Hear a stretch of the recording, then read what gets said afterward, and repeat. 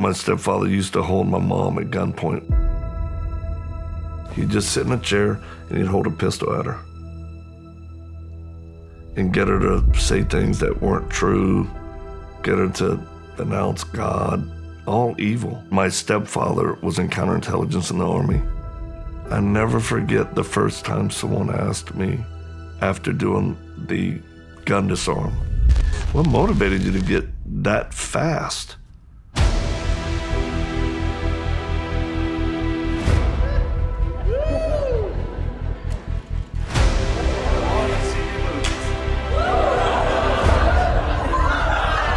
I'll never forget my brain saying one day, I'll be so fast, no one will ever be able to hold a gun to me.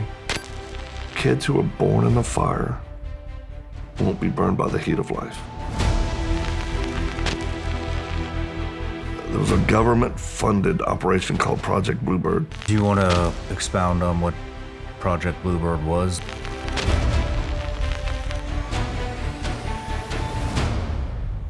He put me in a vehicle and drove me to an abandoned house. There was electricity to it because there was a light hanging down.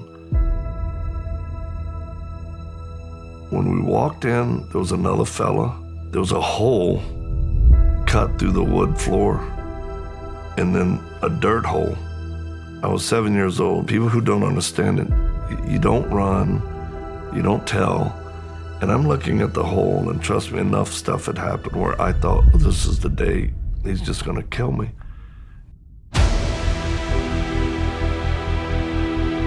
You guys are saving kids all over the world now.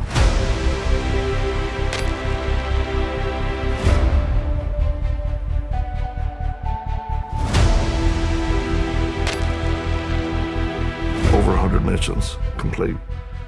With trauma care or help, over 45,000 women and children. Wow. Yeah. Wow. And right into ISIS confinement camps. What kind of stuff is happening with these kids? Everything from they're hiding with their parents and their parents are murdered, to they've been abducted by ISIS. Bad things happen.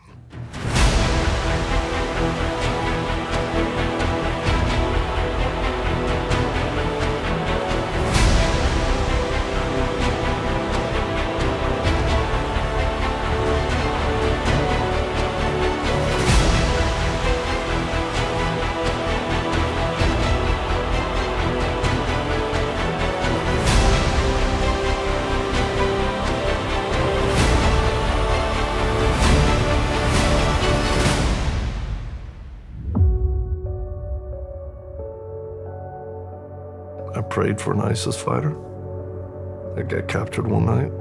And then I said, you know, why'd you join ISIS? He said, pressure. What would you want me to tell young men that are being radicalized? He goes, tell them don't come to the evil. What else did you talk about? Talked about life and death. I said, what's going to happen to you when you die? Do you mind if I share with you what I consider my security of salvation when I die? He goes, no, go ahead. Do you want to pray with me to receive Christ? He's like, yes. He's an ISIS fighter. So he starts praying to receive Christ. Right at the end, I said, in Jesus' name, and he stopped. And he shook his head, no. And I literally saw evil come upon this man. And just like that, he broke out of his hand ties. Do you know what just happened? He was like embarrassed. Yeah, I said, that's not human.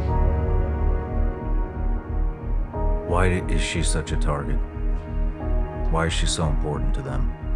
They brainwashed her so good. She's recruiting girls to be suicide bombers. Yeah.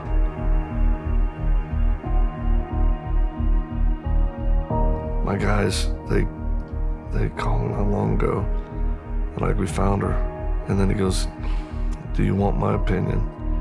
I said, yeah. He goes, let me kill her. He says, it's better for everybody, including her. This is the type that requires prayer. Even if you get them out, some people are so damaged.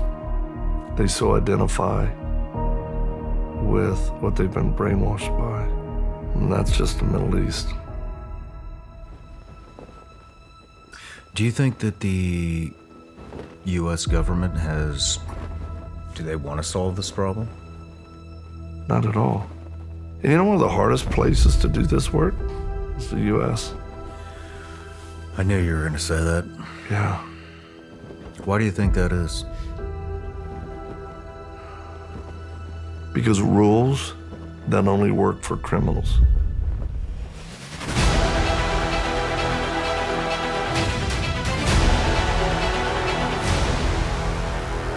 Victor Marx, welcome to the show, man. It's great to be here.